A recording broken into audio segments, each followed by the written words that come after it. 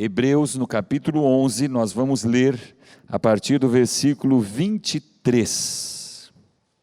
Fazendo uma breve recapitulação, amados, nós começamos falando sobre o testemunho de fé de Abel, Enoque e Noé, homens que viveram antes ainda do dilúvio. Depois nós aprendemos com Abraão, o pai da fé. No último estudo, que foi ainda o mês passado, nós falamos sobre o testemunho de fé dos patriarcas de Israel. Quem são? Isaque, Jacó e José.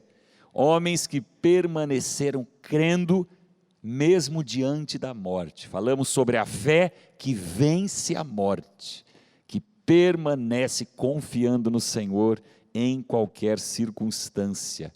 Mas é interessante, irmãos, que o autor dessa carta aos Hebreus, a quem nós não conhecemos pelo nome, ele não considera que um único exemplo de fé seja suficiente. Se você ler esse capítulo, você vai notar que são dezenas de exemplos de fé. A palavra fé aparece 24 vezes apenas nesse capítulo 11 de Hebreus. E ele vai trazendo numerosos exemplos de homens e mulheres de fé, que agiram pela fé, que viveram, andaram e creram no Senhor em todas as circunstâncias, ali ainda no Antigo Testamento. Na vida de Abraão, por exemplo, um dos muitos nomes que ele cita aqui, nós vemos vários aspectos importantíssimos da fé, da vida de fé. E é interessante nós pensarmos, por que será que o escritor aos Hebreus nos traz tantos nomes, tantos exemplos, homens, mulheres, em épocas diferentes, em períodos diferentes, desde os primeiros homens antes do dilúvio, como Abel, até outros muitos séculos depois. E ele vai citando esses homens um a um. Por que será, irmãos?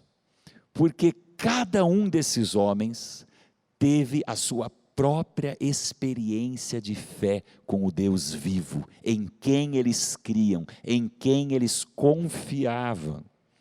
E isso pode ser trazido também para a nossa realidade, para a realidade da igreja, irmãos. Nós, cada um de nós, você que está aqui nessa manhã, pode ter as suas próprias experiências na sua vida de fé, caminhando com o Senhor, andando com Deus, crendo no Senhor, dependendo do Senhor, como esses homens dependeram. Você percebe que são vários homens e mulheres, mas cada um com uma experiência diferente, em situações diferentes, porque cada um tinha uma personalidade diferente, um local diferente, uma cultura diferente. Por exemplo, José estava no Egito, mas outros homens, Daniel na Babilônia, Davi em Jerusalém, cada um em um lugar, em tempos diferentes, mas tendo experiências de fé com o Senhor, experiências únicas e distintas. E é interessante nós percebermos que é assim que Deus age na igreja. Nem sempre a sua experiência de fé vai ser exatamente como a do irmão, porque Deus conhece você. Vocês se lembram de Tomé? Que estava com um probleminha nessa questão de fé, de crer. Na verdade, Tomé estava sendo incrédulo. E a experiência dele foi diferente da experiência dos outros discípulos. Porque Jesus, quando aparece para os demais discípulos, Tomé não estava ali. E ele fica falando, não, eu não acredito nisso, eu só vou acreditar que Jesus está vivo se eu colocar as minhas mãos nas mãos dele e ver os buracos feitos pelos pregos, pelos cravos. E aí o que acontece? Quando Jesus aparece uma outra vez, ele vai direto em Tomé. Ou seja, ele conhecia o coração de Tomé, ele conhece o seu coração. E Deus tem experiências únicas para você. Nosso Deus é tão glorioso, irmãos, que Ele pode ouvir as orações de 7 bilhões de seres humanos ao mesmo tempo. E Ele conhece a voz de cada um de nós. Ele conhece as suas necessidades. Por isso Ele diz, clama a mim e responder-te-ei. Ele conhece o seu coração, os seus anseios, os seus medos, os seus temores. E a nossa experiência de fé com Deus, ela é individual. Mas algumas coisas são gerais, sim. Por exemplo, muitos irmãos são batizados com o Espírito Santo, são cheios do Espírito Santo, mas nem sempre da mesma forma.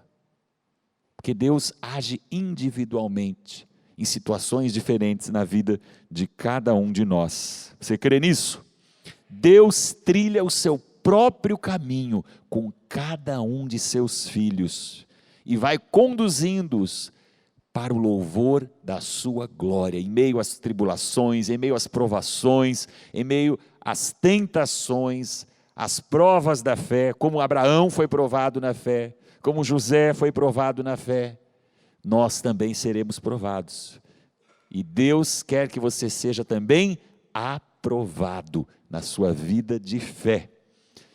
Nossos irmãos do Antigo Testamento, citados aqui no capítulo 11 de Hebreus, tornam-se exemplos, modelos de fé para nós, hoje no Novo Testamento. Porque o Senhor é o mesmo. E hoje, irmãos, nós vamos ver aqui o que o escritor aos Hebreus fala no capítulo 11 a respeito da vida de Moisés. Vamos ler Hebreus no capítulo 11, a partir do versículo 23. Pela fé, Moisés, logo ao nascer, foi escondido por seus pais durante 3 meses, porque viram que o menino era formoso e não temeram o decreto do rei. Pela fé, Moisés, sendo já homem, recusou ser chamado filho da filha de Faraó, escolhendo antes ser maltratado com o povo de Deus do que ter por algum tempo o gozo do pecado, tendo por maiores riquezas o opróbrio de Cristo do que os tesouros do Egito, porque tinha em vista a recompensa. Pela fé deixou o Egito, não temendo a ira do rei, porque ficou firme, como quem vê aquele que é invisível. Pela fé celebrou a Páscoa e a aspersão do sangue, para que o destruidor dos primogênitos não lhes tocasse. Pela fé, os israelitas atravessaram o Mar Vermelho como por terra seca, e, tentando isso, os egípcios foram afogados. Amém? Para os hebreus, irmãos, Moisés é o maior personagem de sua história. O homem que resgatou aquele povo da escravidão no Egito, milhares e milhares de pessoas, há mais de 400 anos naquela nação. O homem que lhes deu a lei de Deus, escrita pelo dedo do Deus Todo-Poderoso, que trouxe não apenas os 10 mandamentos, mas toda a lei. E segundo a tradição judaica, Moisés escreveu todo o Pentateuco, os 5 primeiros livros da Bíblia, também chamados de Torá pelos hebreus, Gênesis, Êxodo, Levítico, Números e Deuteronômio, teriam sido escritos também por Moisés. Então você tem ideia da importância de Moisés para o povo judeu. E é para o povo judeu, para os hebreus, que essa carta foi escrita, essa carta que estamos lendo aqui. Então o escritor cita Moisés como um dos principais exemplos de fé para aquele povo. A vida de Moisés é narrada do primeiro capítulo de Êxodo, onde temos o nascimento de Moisés, até o último capítulo de Deuteronômio. Portanto, 4 livros inteiros da Bíblia narram a vida de Moisés, a obra de Moisés, o que Deus fez na vida dele, através da vida dele. E é uma história muito interessante, também muito conhecida, que é evocada aqui pelo escritor aos Hebreus como mais um grande exemplo de fé. E nesse relato, irmãos, você deve ter percebido, nós temos aqui 5 diferentes atos de fé que ocorreram ao longo da vida de Moisés. Vocês viram que o escritor aos Hebreus começa falando do nascimento de Moisés e ele prossegue até chegar no momento da travessia do Mar Vermelho, que é um evento histórico tão conhecido por todos nós. Aliás, já fizeram filmes sobre a vida de Moisés. Teve um filme que foi feito há algumas décadas atrás, chamado Os 10 Mandamentos. Quem aqui já assistiu Os 10 Mandamentos? Se você teve umas 4 horas livre para assistir, porque era um filme que, se não me engano, tinha quase 4 horas de duração, porque, obviamente, uma história grande, riquíssima em detalhes, que nós temos aqui na Bíblia, e vale a pena você ler todo o Pentateuco, depois de Gênesis, a história de Moisés a partir de Êxodo, para aprender com a vida de fé de Moisés. Mas aqui em Hebreus nós temos um resumo, algo bem resumido a respeito da vida de Moisés, e é sobre isso que vamos falar nessa manhã. 5 atos de fé na vida de Moisés. E o primeiro deles, citado aqui em Hebreus, está no versículo 23. Pela fé, Moisés, logo ao nascer, foi escondido por seus pais durante 3 meses, porque viram que o menino era formoso e não temeram o decreto do rei. Faraó havia ordenado que todos os meninos hebreus que nascessem deveriam ser mortos. Por quê, irmãos? Porque os hebreus, depois de alguns séculos ali no Egito, vocês se lembram que eles chegaram ali? Nós falamos sobre isso no nosso último estudo, através de José, que foi primeiro vendido como escravo, mas depois se tornou o primeiro ministro do Egito. Mas o tempo vai passando, José morre juntamente com seus irmãos, seu pai morreu antes dele, Jacó, e se levanta um novo rei, um novo faraó, a Bíblia diz, que não conhecia José. E como os hebreus foram aumentando dentro da terra do Egito, eles passaram a se tornar, ou a serem vistos como uma ameaça para os egípcios, para aquela terra, para aquela nação. São muitos, nós precisamos subjugá-los para que eles não nos ameacem, não se levantem contra nós. Então os hebreus foram transformados em escravos e passaram a servir com dureza diariamente, fabricando tijolos e servindo a Faraó, construindo cidades inteiras do Egito, foram construídas pelo trabalho das mãos dos hebreus, mas sem nenhum salário para isso, trabalho escravo. E parece que a promessa feita lá para Abraão, vocês se lembram, o pai da fé, parece que essa promessa ficou esquecida. Será que o Senhor se esqueceu dela? Será que Deus não se lembra mais do que Ele prometeu para Abraão? Porque a descendência de Abraão tornou-se agora escrava em uma nação, em uma terra estranha, em uma terra idólatra, que era o Egito. E chega ao ponto em que Faraó não apenas escraviza os hebreus, mas agora diz, cada hebreu que nascer aqui, homem, vai ser morto, porque tem hebreu demais aqui nessa terra. Não dá para continuar dessa maneira, daqui a pouco vai ter mais hebreu do que egípcio. Você lembra que Deus disse para Abraão?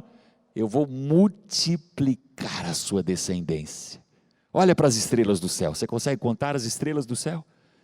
Então quando a gente pensa que Deus esqueceu da promessa dele, porque o povo está escravizado, mas é ali, no Egito, que Deus está cumprindo a sua promessa, não é só depois do Egito, mesmo durante a escravidão, durante o tempo mais difícil da história de Israel, Deus está cumprindo os seus propósitos. É interessante notarmos isso.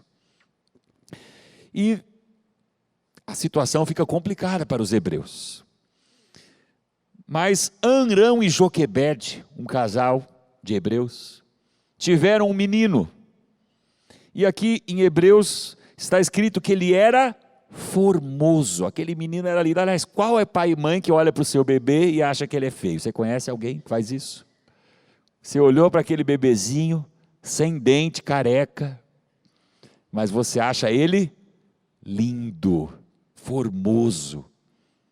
É uma afeição profunda e natural. Então eu não sei se Moisés era mais bonito que os outros bebês, mas para os pais dele, ele era lindo, lindo demais. A minha mãe também disse que eu sou lindo. Então, nós irmãos, vemos aqui que Amrão e Joquebede esconderam aquele bebê durante 3 meses. Por quê?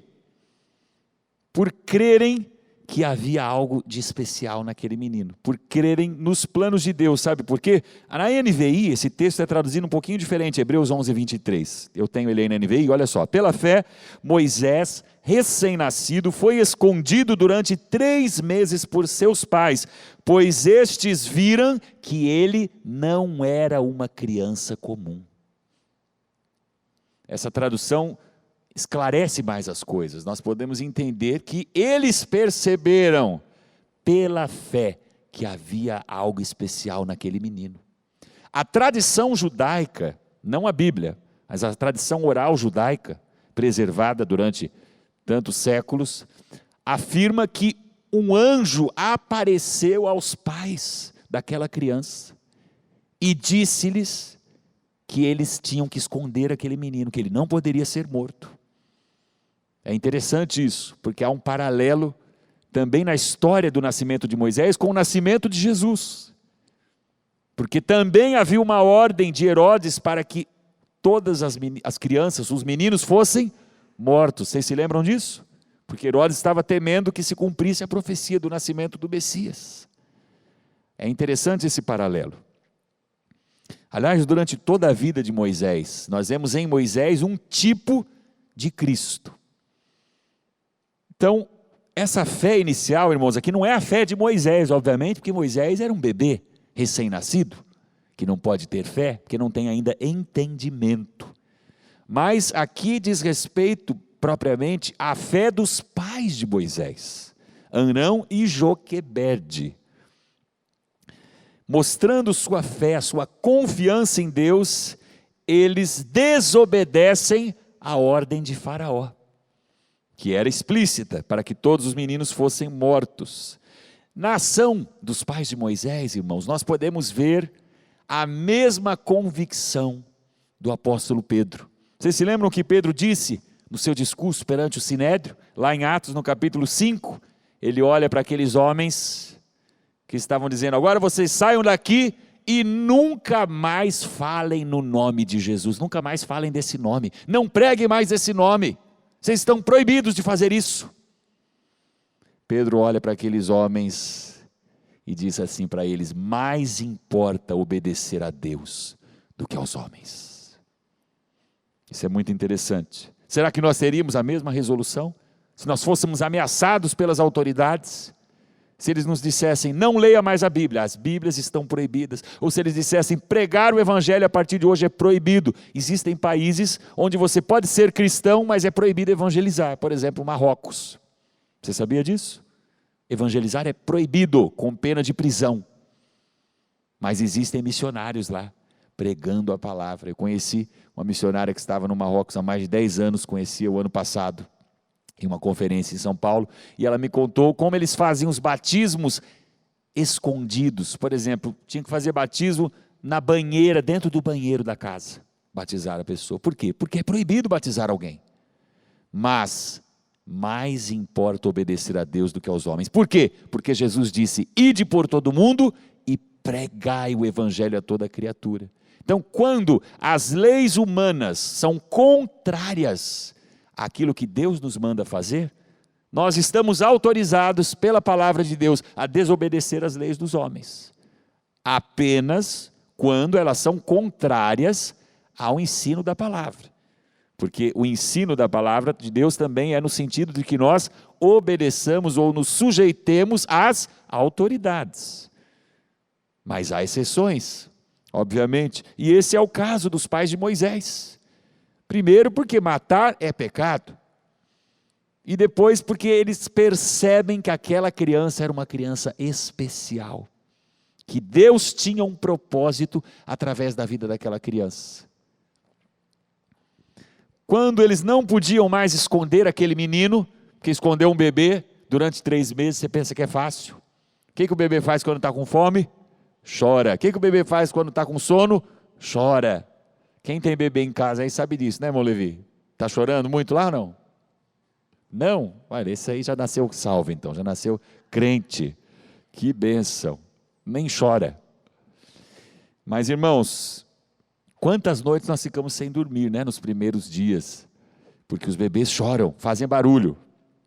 E esconder um bebê com 3 meses chorando, quando há uma ordem para que os bebês sejam mortos, é muito difícil. E depois de 3 meses, não é que eles queriam se desfazer do seu filho, mas é que não havia mais como esconder aquela criança. E eles fizeram um cestinho de juncos e colocam aquele menino dentro daquele cestinho e o soltam no rio Nilo. O que parece? Agora acabou, né?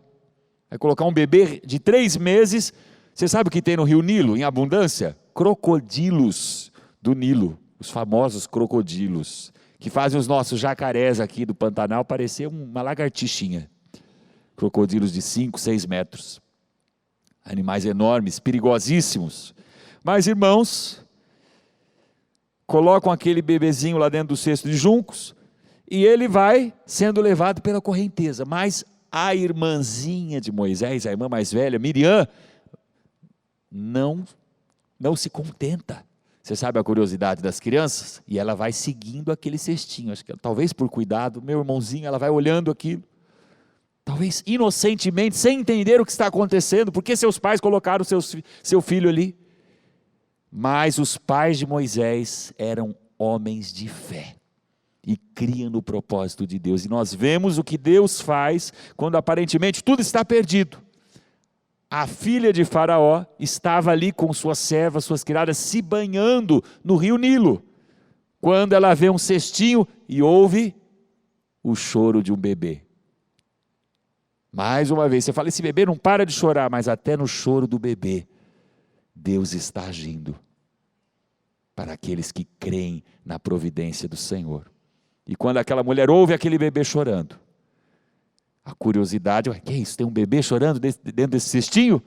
E nós temos aí essa pintura da filha de Faraó, quando ela vai até aquele cestinho e percebe que tem ali uma criança. E, mais uma vez, acho que ela achou aquele bebê muito bonitinho, que bebezinho lindo.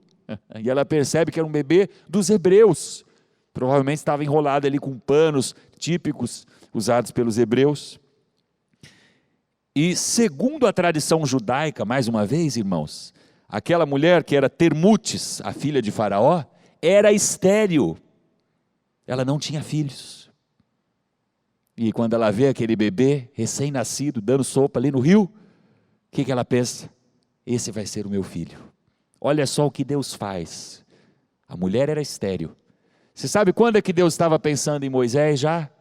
Quando aquela mulher nasceu e Deus disse, essa aqui vai ser estéril. Porque Deus tem um propósito em todas as coisas.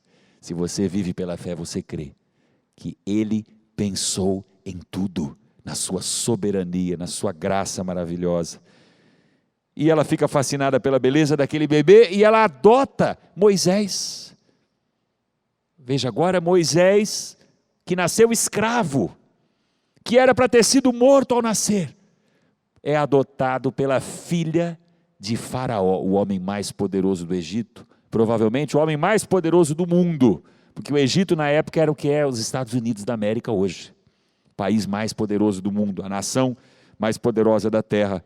E quando ela vê aquele menino, ela lhe dá o nome de Moisés, que significa tirado das águas. Esse é o significado de Moisés, Moshe, no seu original. E ela tem um problema. Como é que eu vou dar leite para esse bebê? Mas lembra-se que perto do cestinho estava Miriam. Aí a Miriam diz, a senhora quer que eu encontre uma ama de leite para essa criança, para criar para a senhora, para amamentar? Aí a filha de Faraó concorda, sim. E sabe quem vai ser essa ama de leite? A própria mãe de Moisés. Veja, aquela que nasceu escrava, aquela que teve um filho escravo que era para ser morto, agora ela vai poder cuidar do seu próprio filho, sob a proteção da filha de Faraó.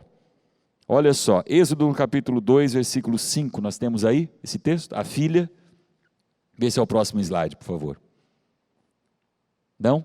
Então, Êxodo no capítulo 2, abra sua Bíblia lá comigo, meu amado. Nós vamos ler esse texto que é muito interessante para que nós percebamos o agir de Deus no nascimento de Moisés, quando seus pais creram que Deus tinha um propósito na vida do seu filho. Você crê que Deus tem um propósito na vida dos seus filhos? Na sua família, na sua casa? Quando você crê, Deus age de maneira sobrenatural. Ele pode usar quem Ele quiser, Ele pode usar Faraó, Ele pode usar o ímpio, Ele pode usar um ateu, Ele pode usar todos os recursos que estão à sua disposição. Êxodo capítulo 2, nós vamos ler do versículo 5 em diante. A narração desse momento da história de Moisés. A filha do Faraó descera ao Nilo para tomar banho. Enquanto isso, as suas servas andavam pela margem do rio. Nisso, viu o cesto entre os juncos e mandou sua criada apanhá-lo. Ao abri-lo, viu um bebê chorando. Ficou com pena dele e disse: esse menino é dos hebreus. Então, a irmã do menino aproximou-se e perguntou à filha de Faraó: a senhora quer que eu vá chamar uma mulher dos hebreus para amamentar e criar o menino? Quero, respondeu ela. E a moça foi chamar a mãe do menino. Então a filha do Faraó disse à mulher: leve este menino e amamente-o para mim, e eu lhe pagarei por isso. A mulher levou o menino e o amamentou. Ela não só foi autorizada agora a criar o seu filho, pela própria filha de Faraó, como ela ia ser paga para cuidar do seu próprio filho. Você já viu uma coisa dessa? Parecia que aquele menino estava fadado a ser morto logo que nascesse. Mas pela fé, no seu nascimento, Moisés foi preservado, escondido, e Deus preparou de tal forma as coisas que agora sua mãe ia criá-lo, ia ganhar pela filha de Faraó. Você vai ser assalariada para amamentar esse menino aí. As bênçãos de Deus para aqueles que creem nele são muitas vezes inacreditáveis.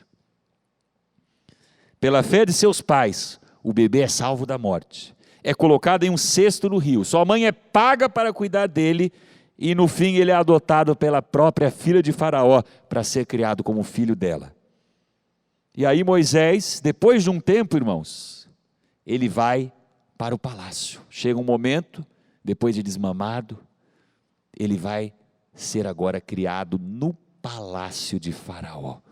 O lugar mais majestoso, o lugar onde a cultura é mais elevada, onde estão os sábios, os estudiosos daquela época. E o segundo ato de fé na vida de Moisés é a lealdade de Moisés ao seu povo.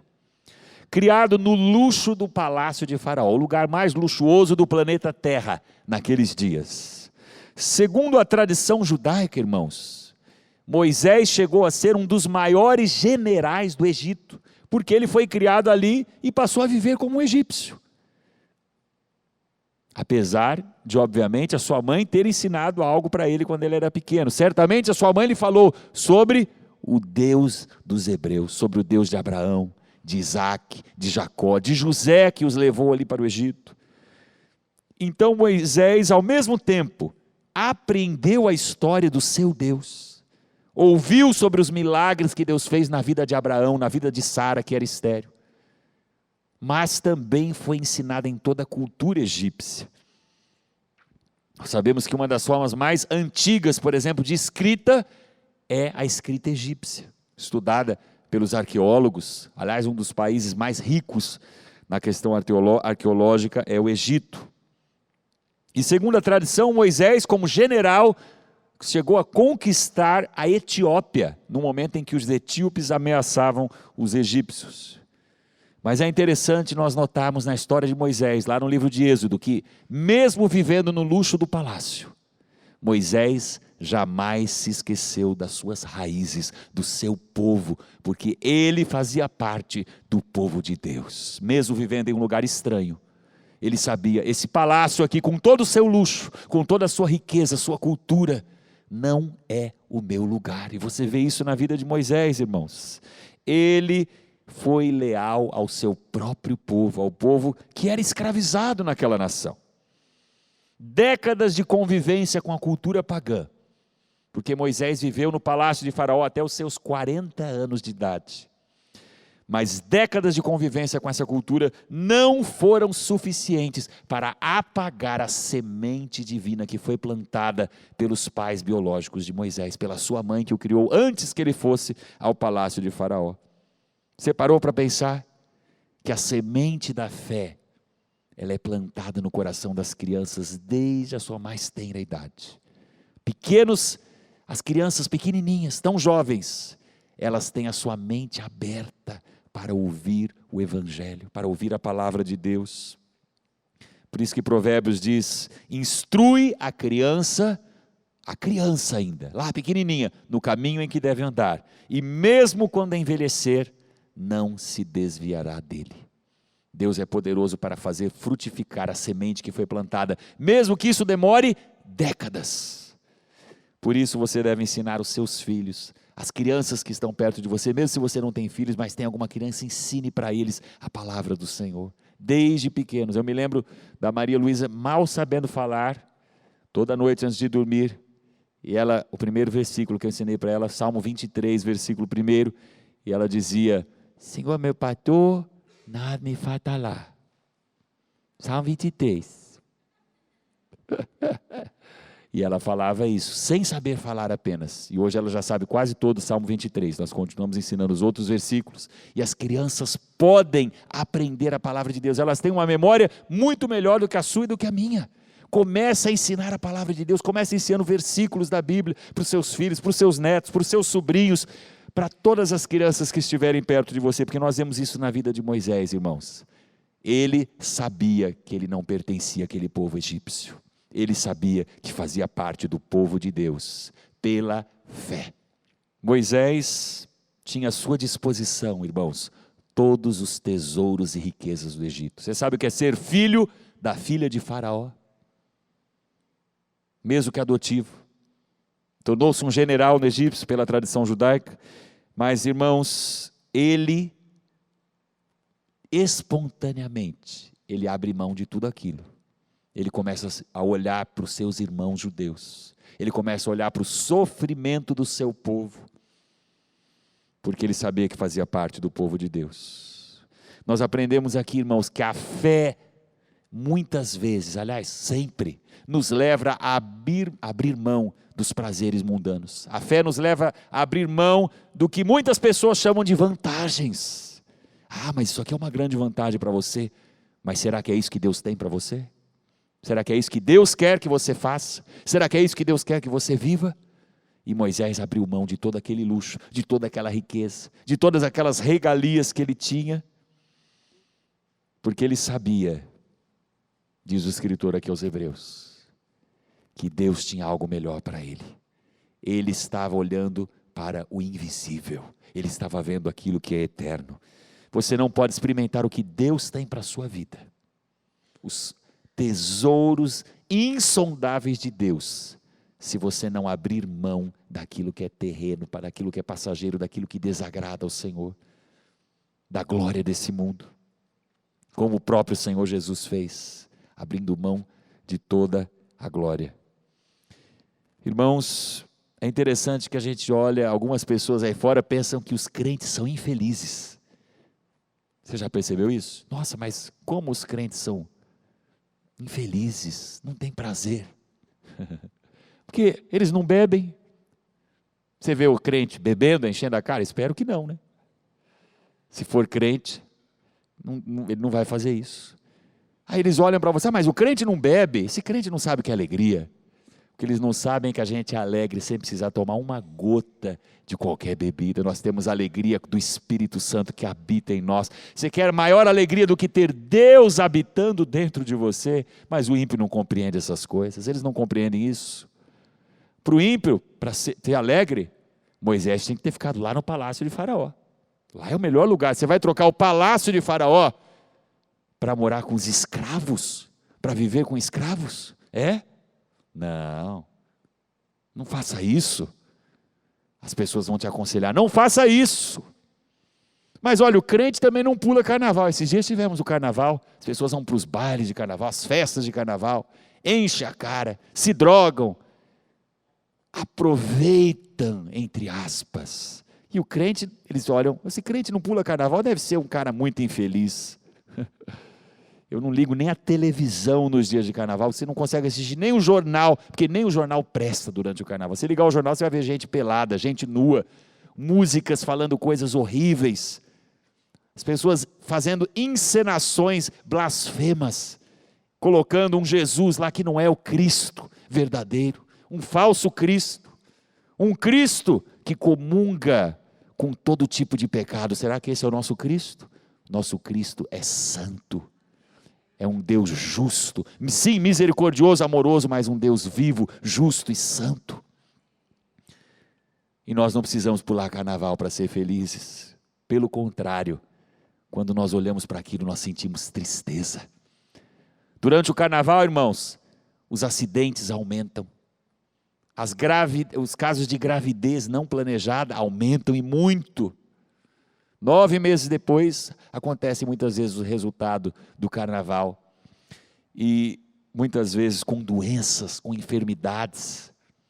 Mas eles acham que estão aproveitando a vida. Veja como Satanás cega as pessoas.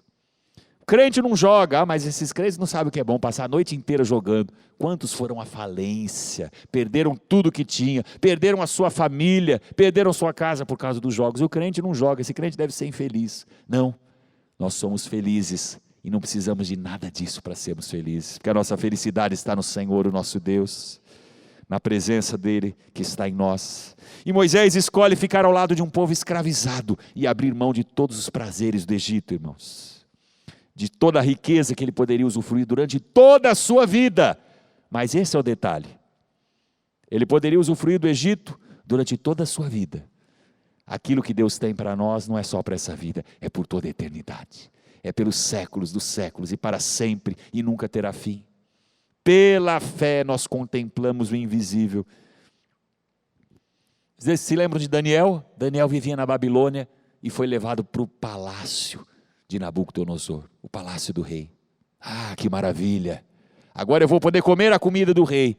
Quando Daniel olha aquela comida que era oferecida a ídolos, oferecida a demônios antes de ser servida. Está escrito em Daniel no capítulo 1, versículo 8, que Daniel resolveu firmemente não se contaminar. Eu não vou me contaminar. Eu estou andando pela fé, eu estou vendo o invisível, não é isso aqui que eu preciso para a minha vida. Nós precisamos ter essa resolução, irmãos. Se você faz parte do povo de Deus, se você crê que faz parte do povo de Deus, você tem que viver como povo de Deus, você tem que viver como igreja de Cristo. Essa foi a resolução de Moisés, sair do Egito. Se identificou com o seu povo. E isso é um modelo para nós, irmãos.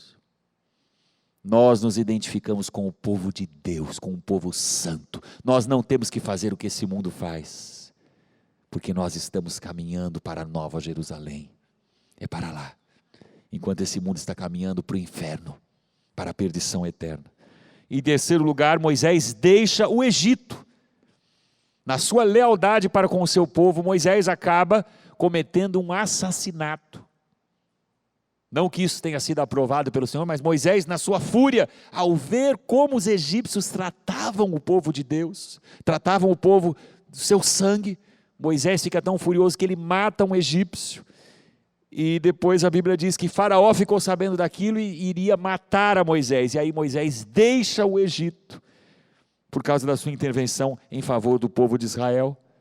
De repente Moisés poderia levantar uma revolta, vou agora levantar uma revolta, mas é interessante que Moisés percebe que não era o tempo certo.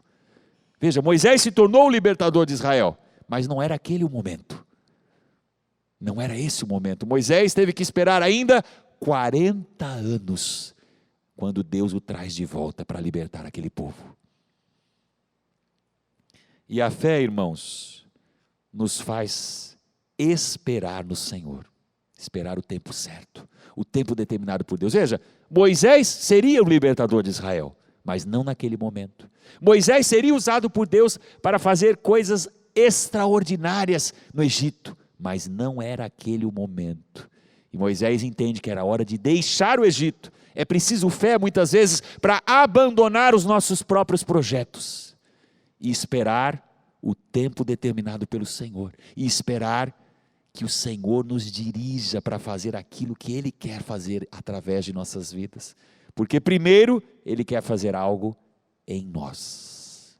E Deus, durante 40 anos, Moisés vai para o deserto, para a terra de Midian, ali ele se casa, e ele fica 40 anos cuidando das ovelhas do seu sogro, não era nem dele as ovelhas. Dá para você imaginar Um homem que foi criado no palácio como um príncipe no Egito. Um homem com uma vasta cultura. 40 anos cuidando das ovelhas que nem eram dele no meio do deserto. Mas nesse tempo Deus estava trabalhando na vida de Moisés. E a fé nos faz esperar pelo tempo determinado pelo Senhor. Deus tem um tempo determinado para cumprir os seus propósitos na sua vida. E é pela fé que nós cremos, é pela fé que nós esperamos, que nós falamos, olha, parece que é uma excelente oportunidade, mas se você perceber que não é isso que Deus quer para você, não entre por essa porta. Moisés parou, se retirou do Egito. Não insista em algo quando você entende que aquilo não é a vontade de Deus para a sua vida. Pode parecer maravilhoso, se não é o que Deus tem para você, não entre. Não entre nessa porta. Alguém pode dizer para você, você não pode perder essa oportunidade. Olha que oportunidade de ouro. Mas se você vê, não, isso não agrada a Deus. Não é essa a vontade do Pai. Fuja. Retire-se. Me lembro de uma música, pastor Josué Rodrigues. O nome dessa canção é Portas. Tem gente que acha que toda porta que está aberta, foi Deus que abriu, então eu vou entrar por essa porta. Nem sempre. Ele dizia assim, portas que se fecham são iguais às que se abrem, se abertas ou fechadas por Deus. Quando Deus está no controle da sua vida. Veja, portas que se fecham são iguais às que se abrem. Mas como assim? Se abertas ou fechadas por Deus. Se Deus está no controle da sua vida, se a porta fechou, fique tranquilo, não fique desesperado, é porque Deus não tem essa porta para você, não é a porta pela qual Deus quer que você entre, não é esse o caminho. Deus vai conduzindo cada detalhe na sua vida, quando você crê que Ele está no controle da sua vida. Você crê nisso? Lá em Apocalipse, no capítulo 3, em uma carta a uma das igrejas da Ásia, veja, Deus diz assim, isto diz o que é santo, o que é verdadeiro, o que tem a chave de Davi, o que abre e ninguém fecha, e fecha e ninguém abre. Não é que Deus vai abrir as portas, algumas Ele vai fechar. Ele vai abrir apenas aquela porta que Ele preparou para você. Não fique zangado, não fique bravo, não fique preocupado porque Deus fechou uma porta. Foi o diabo. Não foi o diabo não fecha portas na vida dos crentes. Porque quem cuida dos crentes, quem controla a nossa vida, é o Senhor Deus, não é o diabo. O diabo só pode fazer o que Deus permitir que ele faça. Está escrito, o maligno não lhe toca, se você está em Cristo. Mas lançaram uma maldição sobre a sua vida. Contra Israel está escrito, não vale encantamento. Não precisa ficar com medo de maldição, de olho gordo, de inveja. Tem gente que inveja de mim, por isso que eu não prospero. Meu irmão, você acredita nisso aí? O que mais você acredita? Duende também? Chapeuzinho vermelho, você acredita? As pessoas podem fazer macumba, podem lançar maldição contra a sua vida, podem te amaldiçoar. Se você está em Cristo, está escrito, maior é o que está em nós do que aquele que está no mundo. Você não precisa se preocupar com nada disso. Preocupe-se em servir o Senhor, só isso, em ser fiel a Ele, e o mais Ele vai fazer na sua vida, como Ele fez na vida de Moisés. Se uma porta fechou, creia, a porta que foi fechada é porque não era para a sua vida, porque a porta que Deus fecha, ninguém vai abrir. Não adianta você ficar tentando abrir aquela porta, não. Se Deus fechou é porque não é para você entrar lá. Mas está escrito também que a porta que Ele abre, ninguém fecha. O diabo está impedindo. O diabo não pode impedir nada. Não, se você está em Cristo, é claro, se você está vivendo nas garras do diabo, se você está vivendo no pecado, se você não está em Cristo, aí o diabo vai fazer o que ele quiser na sua vida. Mas se você está em Cristo, andando nele, crendo nele, esperando nele, o diabo não vai fazer nada sem a permissão dele. E Ele é Senhor, e Ele é soberano. E aí, irmãos, Moisés, depois de passar 40 anos naquele deserto, parece que são 40 anos perdidos na vida de Moisés, mas não são. Sabe por quê? Porque é lá naquele deserto que Deus aparece a Moisés, pela primeira vez. E Deus começa a falar com Moisés, e dá a ele a missão definitiva de sua vida. Não foi no Egito, não foi no palácio de Faraó, foi lá no deserto. E às vezes Deus nos leva no deserto, e é no momento mais difícil de nossa vida, muitas vezes, que Deus fala conosco. Eu não sei com você, mas comigo, os momentos em que eu mais ouvi a voz de Deus foram os momentos mais difíceis. Foram os momentos de solidão, de dificuldade, de provação, de tribulação. E ali nós podemos ouvir o Espírito Santo falando conosco. E foi assim com Moisés também. Irmãos, e quando Deus manda Moisés voltar ao Egito, depois de 40 anos, quando Deus abre as portas, irmãos, Faraó não pode fechar, os exércitos de Faraó não podem fazer nada, o diabo não pode fazer nada, porque agindo Deus, quem impedirá? Quem impedirá? A porta que ele abre, ninguém fecha, o diabo não fecha, Satanás não fecha, o inimigo não fecha, os homens não fecham, ninguém fecha. Nosso Deus é soberano. E ali, Moisés volta com aquela incumbência de tirar o povo do Egito. E toda aquela nação sai do Egito. Mas o quarto ato de fé, antes ainda da saída do Egito, é quando Moisés celebra a primeira Páscoa. No versículo 28 de Hebreus está escrito: pela fé celebrou a Páscoa, pela fé. Celebrou a Páscoa e a aspersão do sangue. Lembra-se de que o sangue foi colocado nos umbrais das portas, o sangue do cordeiro. Eles iam matar um cordeiro.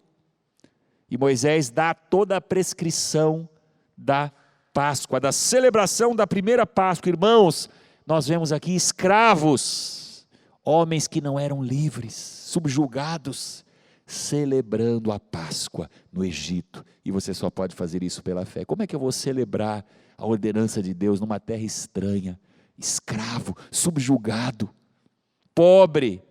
E depois que Moisés volta ali, irmãos, e Deus começa a enviar as pragas, aí Faraó fica zangado, fica bravo, endurece o seu coração, e sabe o que ele faz? Ele aumenta ainda mais o trabalho dos egípcios, ou melhor, o trabalho dos hebreus. Agora vocês, hebreus, vão continuar produzindo a mesma quantidade de tijolos de antes, mas com uma diferença: vocês vão ter que conseguir a palha, o barro, tudo que vocês precisam para fazer esse tijolo por conta própria. Nós não vamos mais fornecer para vocês. A situação ficou pior. E às vezes parece que quanto mais a gente crê em Deus, parece que a coisa mais complica na nossa vida, mas Deus está no controle, mesmo quando as coisas estão muito complicadas e muito difíceis. E é interessante, nós temos esse relato lá em Êxodo, no capítulo 12, o relato de Moisés, nos preparativos para a Páscoa. Moisés conta ao povo aquilo que Deus disse a ele, como eles deviam se preparar para a celebração da Páscoa. Preparar primeiro os pães asmos, pães sem fermento. Tem gente que fica se perguntando, mas por que pães sem fermento? Quando você prepara o pão e você vai pôr o fermento, você tem que esperar aquele pão crescer, horas e horas, não é? Preparar a massa, esperar. E ali era um momento de urgência. O povo estava às vésperas de sair do Egito. Iriam sair a qualquer momento. E Deus diz: vocês vão fazer pães sem fermento, porque o tempo é urgente. Ninguém vai colocar fermento no pão. O cordeiro pascal teve que ser imolado. Ele dá a orientação: vocês vão pegar um cordeiro, vão matar esse cordeiro. E há orientações muito interessantes, detalhes muito interessantes em relação a isso. O batente das portas teve que ser ali orvalhado com o sangue daquele cordeiro. E há uma simbologia incrível nisso, irmãos, apontando para a obra que Cristo iria realizar por nós séculos depois. Mas é interessante, onde está a fé nisso tudo, irmãos? Mas para que precisa de fé para fazer isso? É interessante, nós vemos que Moisés não estabeleceu essas prescrições da Páscoa apenas ali para aquele momento, mas apenas para aquela noite, que era a véspera de quando eles seriam libertos da escravidão no Egito. Mas Moisés promulga isso como lei para ser observado em todas as gerações. Veja, isso significa que Moisés tinha certeza de que Deus iria libertar aquele povo, de que eles não iam ficar ali, e que todos os anos eles iriam celebrar a Páscoa. O que significa Páscoa? Passagem. Nós vamos sair daqui, nós não vamos ficar aqui, mas nós ainda estamos aqui. Como é que nós vamos celebrar essa Páscoa? Pela fé. E nós vamos celebrar todos os anos depois, Moisés diz, em memória disso. Veja, Êxodo no capítulo 2, versículo 33. Porque o Senhor passará para ferir de morte os egípcios, e quando vir o sangue na viga da porta e nos batentes, seguirá adiante, e não deixará o destruidor entrar em vossas casas para vos ferir. Observareis isto como estatuto perpétuo para vós e para vossos filhos. Estatuto perpétuo, vocês vão colocar isso, observar isso todos os anos agora, daqui em diante, séculos, milênios, até hoje os judeus observam a Páscoa como a festa mais importante anual realizada por eles, se lembrando daquilo que Deus fez lá no Egito, de como eles eram escravos e foram libertos, de como eles foram livres da morte naquela noite em que todos os primogênitos do Egito foram mortos pelo anjo destruidor, mas nenhum só dos filhos de Israel, nenhum deles foi morto, porque eles creram, colocaram sangue nos umbrais de suas portas, e esse sangue, irmãos, representa o sangue de Cristo Jesus, sangue que foi derramado por nós, e Cristo Jesus é o Cordeiro de Deus. Vocês se lembram?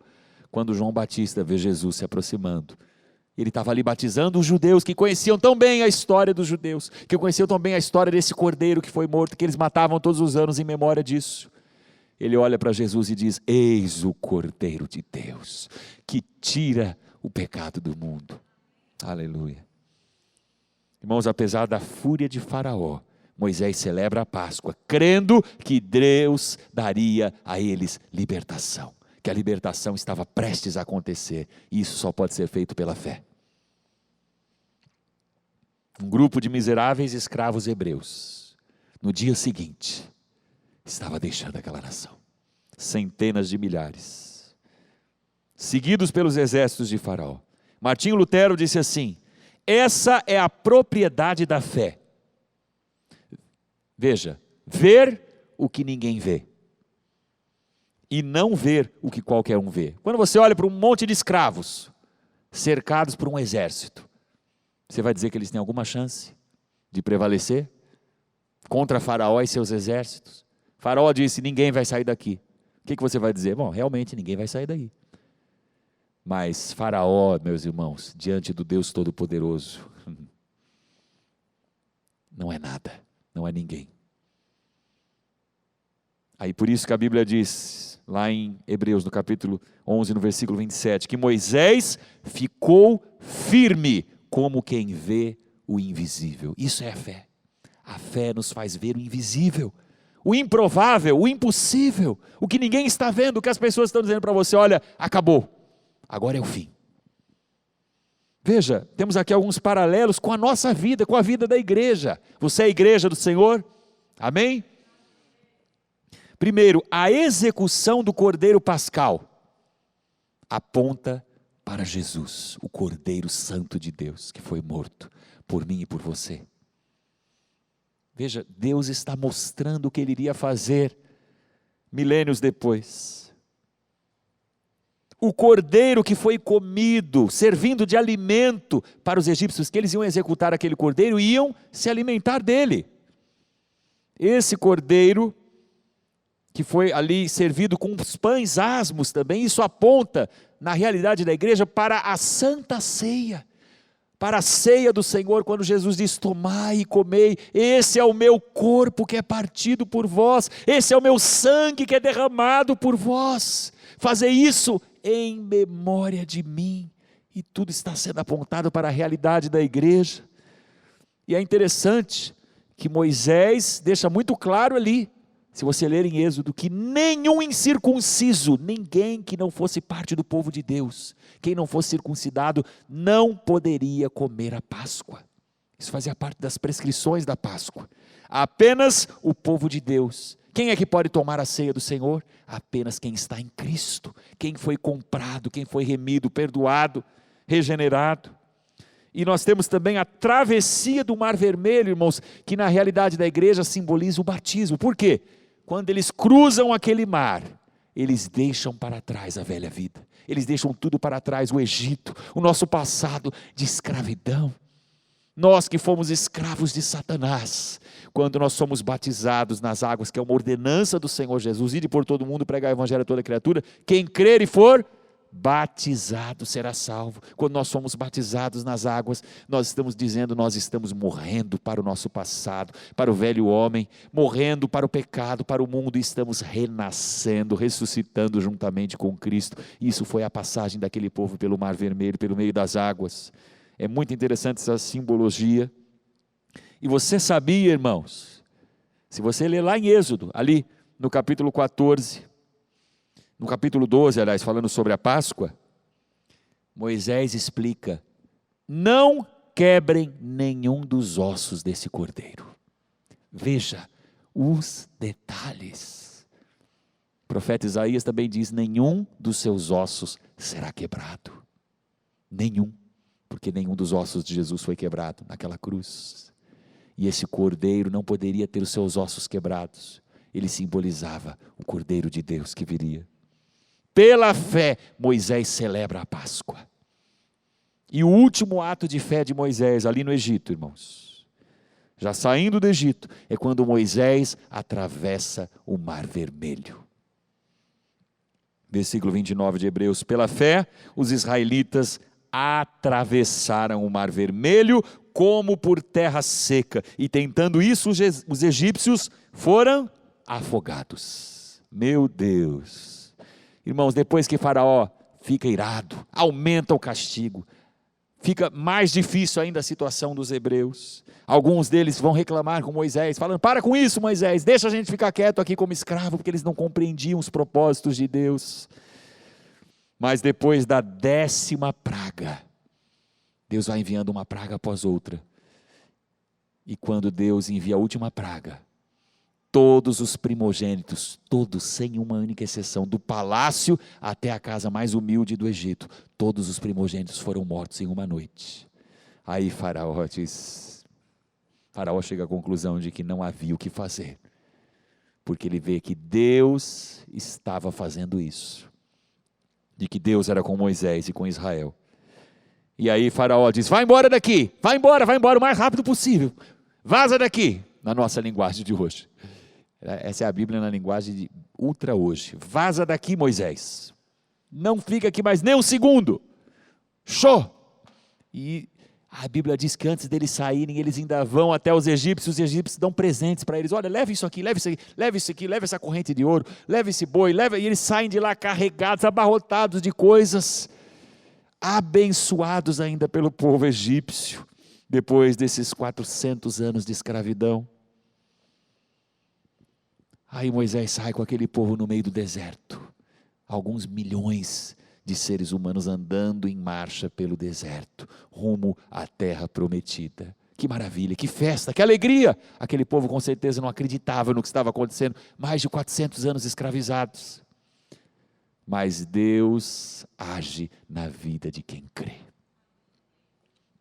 Às vezes você acha que é impossível Deus fazer o que você está buscando, o que você está clamando, o que você está pedindo. Olhe para o que Deus fez na vida de Israel. Você acha que é difícil Ele fazer algo na sua vida? Você acha que é difícil Ele salvar um familiar seu?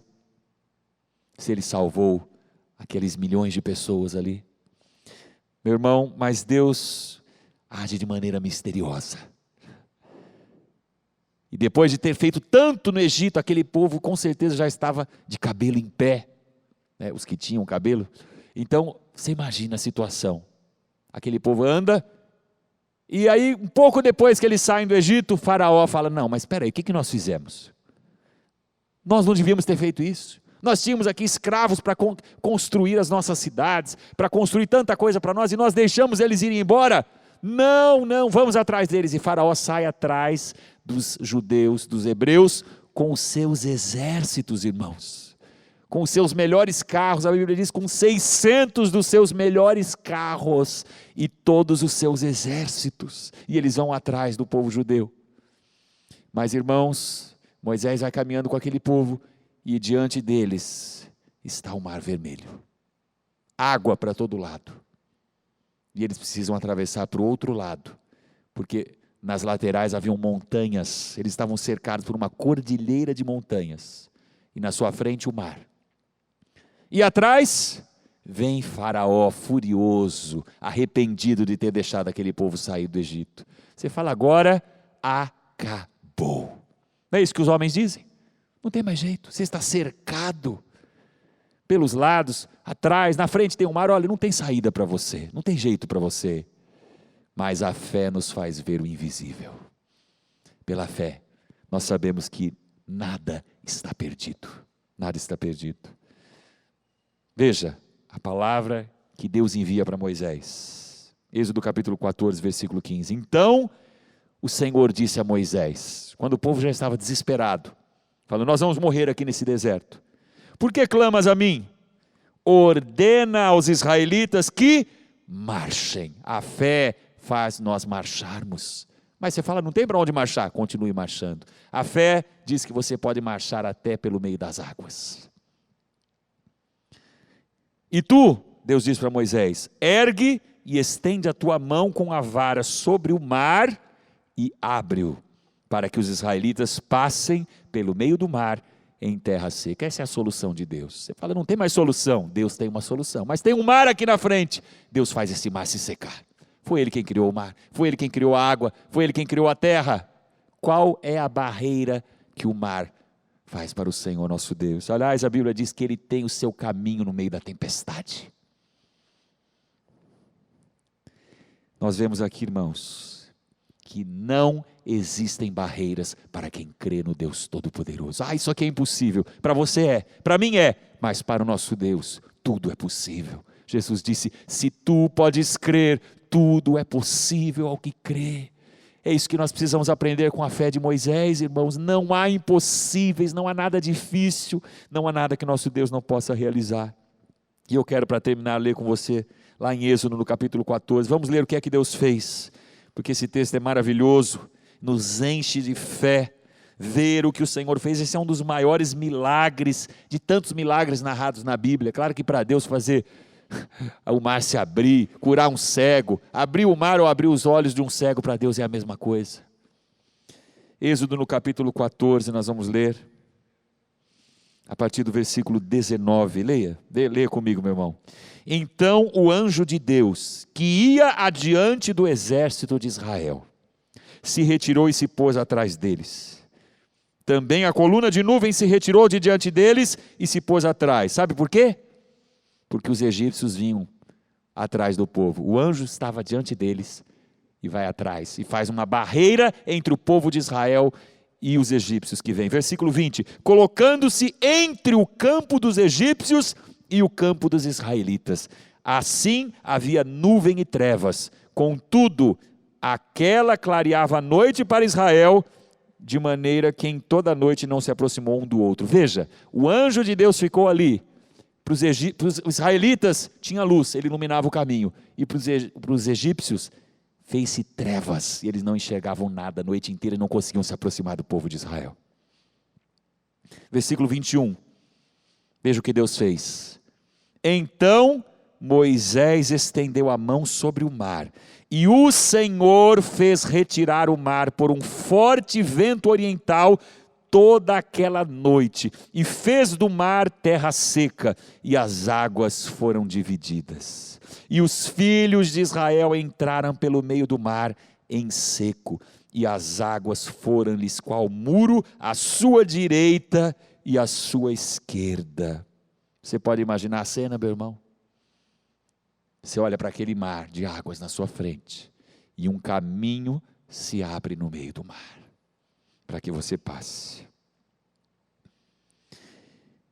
Versículo 22, e os filhos de Israel entraram pelo meio do mar em seco, e as águas foram-lhe qual muro à sua direita e à sua esquerda. E os egípcios os perseguiram e entraram atrás deles até o meio do mar. Você fala, mas não é possível, agora os egípcios entram também no meio do mar.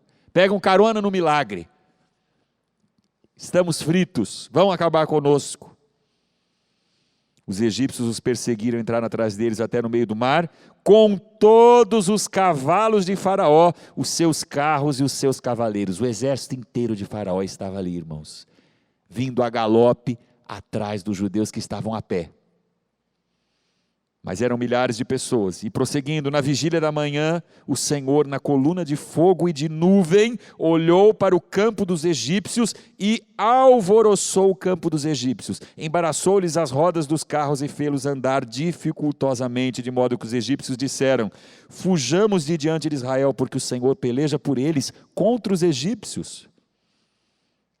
Nisso, o Senhor disse a Moisés: estende a mão por sobre o mar. O povo de Israel acaba de passar das águas. Quando o último israelita sai daquela água, e Deus faz os egípcios se atrasarem. Você já percebeu isso? Já imaginou uma coisa dessa? As rodas dos carros começaram a travar. E tudo começa a ser difícil, os egípcios não conseguem sair do lugar. E aí, irmãos, versículo 26, nisso disse o Senhor a Moisés: estende a mão sobre o mar, para que as águas se tornem sobre os egípcios, sobre os seus carros e sobre os seus cavaleiros.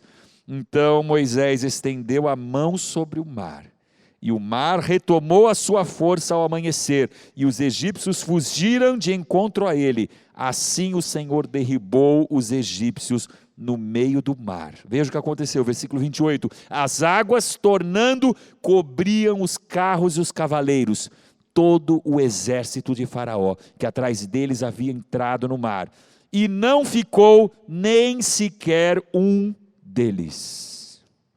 Mas os filhos de Israel caminharam a pé enxuto pelo meio do mar. As águas foram-lhes qual muro à sua direita e à sua esquerda. Assim o Senhor naquele dia salvou Israel da mão dos egípcios. E Israel viu os egípcios mortos na praia do mar. E viu Israel a grande obra que o Senhor operara contra os egípcios, pelo que o povo temeu ao Senhor, e creu no Senhor e em Moisés, seu servo. Aleluia! O maior milagre que esse mundo já viu, mais assombroso. Você percebeu um detalhe que está no versículo 29? Eles passaram a pé enxuto. Deus fez o seu povo passar pelo meio do mar, e nem os seus pés se molharam. Isso Deus faz na vida de quem crê. É pela fé que Moisés atravessou aquele mar, com milhares, com milhões de pessoas, crianças, mulheres. Isso tudo parecia impossível, e era impossível para os homens, mas não para o nosso Deus.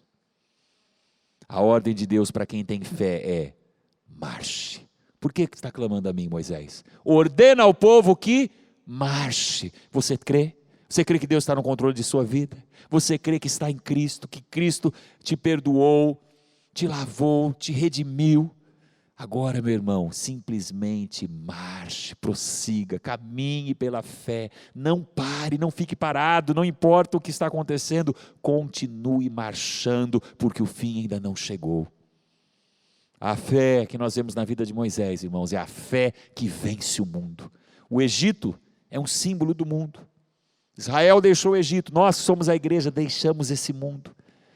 Não temos mais comunhão com esse mundo, não temos mais comunhão com as trevas. Esse mundo será condenado, esse mundo já está condenado. Mas como vamos vencer o mundo? Pela fé. João diz: esta é a vitória que vence o mundo, a nossa fé. A nossa fé. É por isso que Moisés é o exemplo para nós. Ele venceu e nós podemos vencer se estivermos firmes, marchando, crendo que o nosso Deus é poderoso para fazer infinitamente mais, além do que pedimos ou pensamos, segundo o seu poder que em nós opera. Amém? Vamos ficar em pé. Irmãos, Moisés, talvez você se pergunte, como é que Moisés tinha tanta fé? Sabe por quê? Sabe por que Moisés tinha tanta fé? Porque ele conhecia Deus, ele sabia quem era esse Deus. O próprio Deus diz, quando alguns tentaram se rebelar e tirar Moisés da liderança do povo e se igualar a ele, Deus disse: com Moisés eu falo face a face. Ou seja, Moisés tinha comunhão íntima com Deus, ele conhecia o seu Deus.